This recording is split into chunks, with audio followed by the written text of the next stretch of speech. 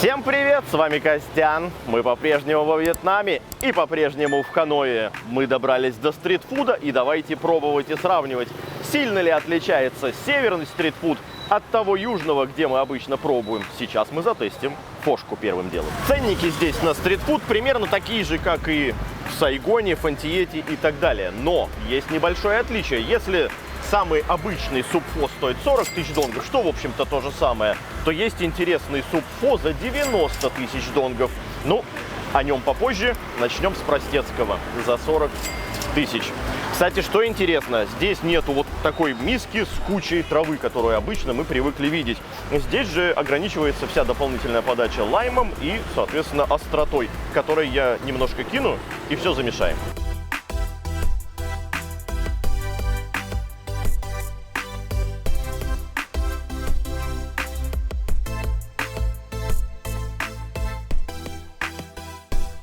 Ну и для начала, конечно же, лапши. По количеству, в общем-то, примерно все то же самое.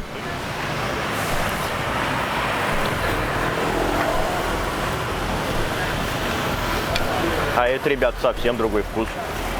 Вот скажи мне, что это фо, я бы такой, да. Но это вообще другой вкус. С нашей фошкой, нашей, понятное дело, какую я имею в виду, ну, нет, общее есть, конечно же. Это мясной бульон. Других специй я здесь не улавливаю. Ух, ядрен перец. Поменьше кладите. Вот эта штука ядреная.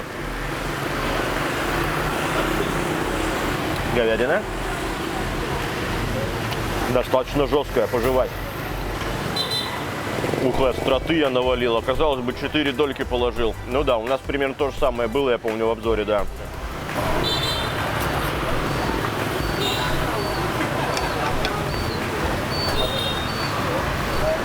Это вкусно. Это вкусно и отлично от нашего. Короче говоря, это оба замечательных супа. Вы знаете, сказать, какой лучше, просто невозможно. Они разные. И разные настолько, насколько мы далеки. Сейчас в 2000 километрах от того супа, который готовят там. Это про мясо. Это про мощный мясной бульон. И по большому счету на этом все. Никаких вот дополнительных нот, как то бадьяна, то бишь аниса, или корицы, или там много специй в нашем идет. Гвоздика, нет, гвоздики, по-моему, не идет, нет, по-моему, даже гвоздика идет. Короче говоря, там это больше про специи, больше про насыщенность вкуса специй. Здесь же это про насыщенность мясного бульона. Как говорится, выбирайте сами, что вам по вкусу. Мне это тоже очень нравится. Это два разных, ну, одинаковых супа по названию. Ну, а теперь что же? Дорогущий фошка. Ну, здесь куча разного вида мяса. Понятно, почему дорого. Это, так сказать, представительный бульончик. Ну, а в остальном все то же самое. Но мясо действительно богато. А теперь в мясном бульоне разные виды мяс попробуем. Вот это классное, нежное.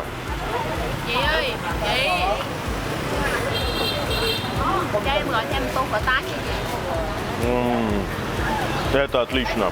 Это просто классно.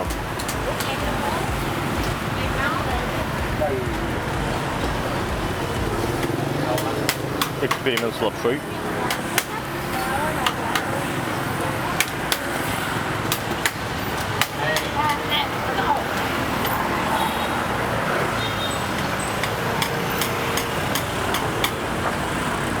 Тут и нежные такие кусочки с жирком. И помяснее, которые пожевать. Вот такие. Короче говоря, вот это однозначно своих денег стоит. То, что в 2 раза дороже, как раз про это я зачастую и говорил. Ребята, сделайте подороже, но сделайте покруче. И здесь у них классно. Заскочил по-быстренькому перекусить, и тебе не нужны какие-то супер навороты. Вот тебе простецкий супешник, немножко мяса, все, готово. Захотел основательно подкрепиться на ужин, вот у тебя уже и много мяса, и подороже, и все. Короче говоря, вот это идеальный подход. Я, конечно же, с удовольствием выберу суп, который в 2 раза дороже, и поем прям мясо отличного кайфа. Как я уже говорил выше, сравнивать эти супы не нужно. И то, и другое фо, разные на вкус, кайф. Я жалею только о том, что у нас такого не готовят, а у них, возможно, местные бы жалели, что у них такого, как у нас, не готовят. Ну, да, это круто. Здорово. Они действительно отличаются полностью. Я, признаться, не ожидал. Помимо того, что нет огромной миски травы, которую мы обычно крошим, здесь, я не знаю, что здесь, кетчуп или что. Давайте так. Оу-йоу. О. О-хо-хо. Это супер острый чили какой-то соус. Вырви глаз. Серьезно, вот он, похоже, из этих перцев сделан. Ого, это мощь. Хорошо, его сюда можно добавить, но по большому счету будет ровно тот же самый вкус, что вы добавите из свежих. Есть рыбный соус, но в фошку, может быть, он не очень.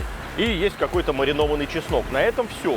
А на юге добавляют обычно еще устричный, еще кетчуп или острый чили соус, но не такой, другой вкус. Ну, короче говоря, да.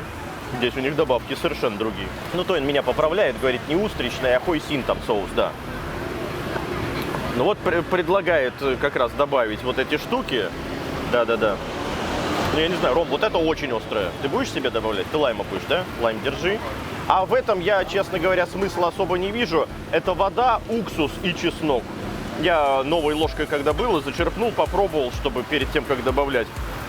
Вода, уксус, чеснок. На любителя, как говорится. И чаек. О, мощный, терпкий такой. More what? No, thanks. Ромка выдал уже весь чай. Чай, правда, очень крепкий. Аж язык вяжет. Окей. 5 донгов, да, стоит? Ну, 5 донгов. Ну, окей, пускай будет 5 донгов. Что, я не против, хороший чай. Ну вот и Роман теперь тоже отведал свой супешник. У нас, естественно, у каждого свой супешник. Ром. Слушай, я смотрел тут несколько видосов на ютубе про местный фо, и все, что говорили, все подтвердилось. Во-первых, он намного менее сладкий, чем у нас. Да. Это мне прям очень понравилось. Вкус бульона насыщенный, именно он более мясной. И чуть меньше специй, именно вот этих вот, как корица, гвоздика и так далее. Знаешь, по сравнению с южным супом, здесь нет этих специй. Они, может быть, где-то очень далеко. Настолько, что я их здесь и не чувствую, потому что ожидал-то я, естественно, другого совсем вкуса. Ром, провокационный вопрос. А какой, южный или северный? Вот северный мне прям намного больше понравился, да. Я теперь буду жалеть, что у нас такого не найдешь. А я за южный. Вот здесь мы с Ромой не сходимся. Мне там нравятся именно как раз все оттенки вкусов, которые намешаны. Это интересно, потому что суп с такими разнообразными ингредиентами, это действительно достойное внимания.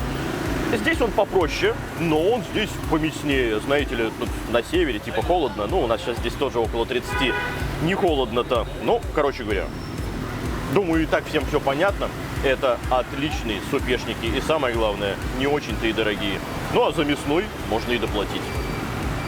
Добрались мы до следующего местечка, и здесь у нас будет немножко наоборот. Это блюдо называется буньбо. Оно пришло как раз-таки с юга, а мы попробуем его сейчас на севере и скажем, в чем есть отличие. Ну, по наполнению, такой салат мы уже встречали. Соответственно, где-нибудь здесь найдем. Пускай появится ссылочка на всякий случай. Давайте заправлять, перемешивать и пробовать.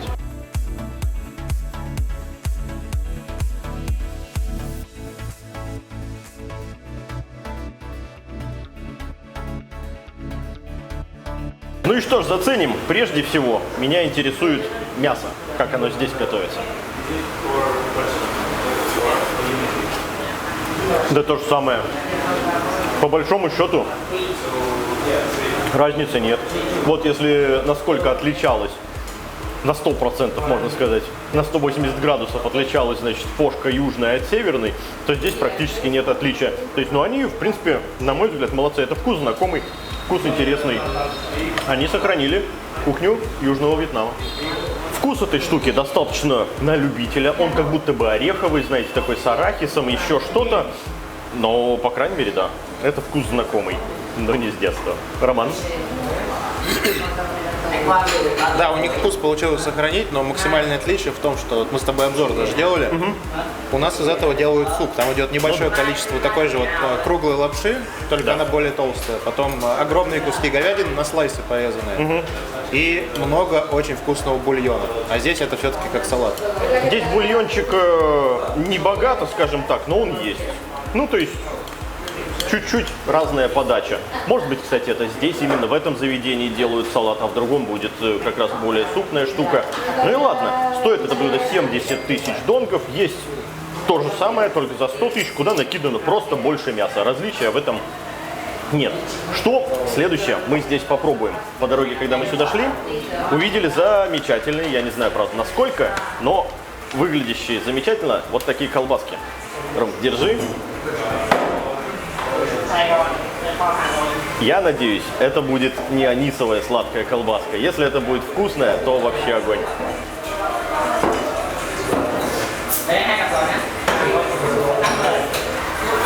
Но это шаг все-таки навстречу анисовой сладкой, хотя не такая анисовая и не такая сладкая. Я бы сказал так, они 50% анисовости и сладости убрали. Скажем так, это еще на полпути ближе к нормальным колбаскам. Но по-прежнему, к сожалению, это уже можно, в общем-то, есть без отвращения, потому что те у меня вызывают, знаете ли, анисовые, ну просто какое-то отторжение, неприятие. Это уже можно вполне себе есть, но много не съешь. Вот если бы была хорошая, ну ладно. Стоит они по 15 тысяч донгов.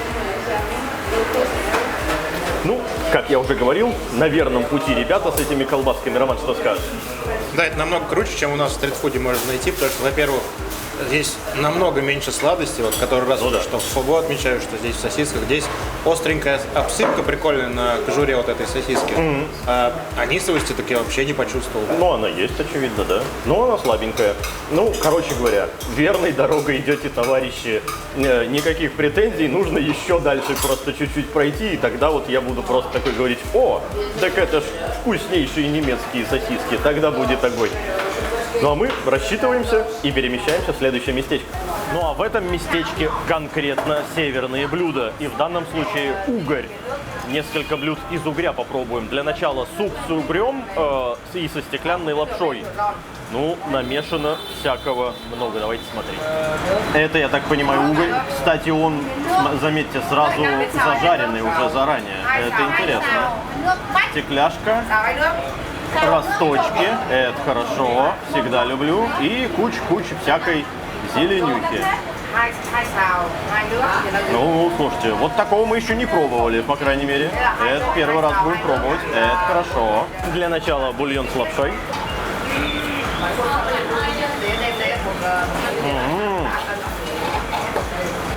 Это вкусно. Это хороший бульон, отличная лапша. Вот эта стекляшка, интересно, что она такой цвет еще приобрела. Очень вкусная, она не переваренная, она осталась такой, знаете ли, желе-хрустящей, что ли. Да, и бульончик, ну-ка, еще. Он жидковат в плане насыщенности вкуса, но интересный. Ладно. Угорь. Хрустящий, очень зажаристый. Вот это отдельное блюдо, которое, мне кажется, достойное. В плане того, что ну, ты захочешь к нему вернуться.